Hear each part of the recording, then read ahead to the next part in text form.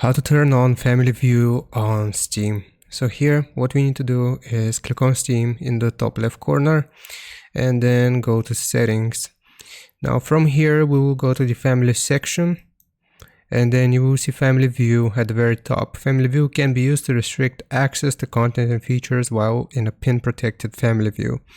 So here I'll just click on manage and it's going to look like this. So what do we want to be able to view in the family view? I'm going to do all games and online content and features. I'll just check all of these options here and then I'll click on next and I will write a or receive an email on this address. I'm just going to click on next and we will need to create a pin here. So I will just write the pin itself like so. And we will have to receive this code on the email address. So I'm just going to come back in a second after I have input this code. And after I input the code, it looks like this. Family view is now enabled. To enter or exit family view, click on the family icon, so on and so forth.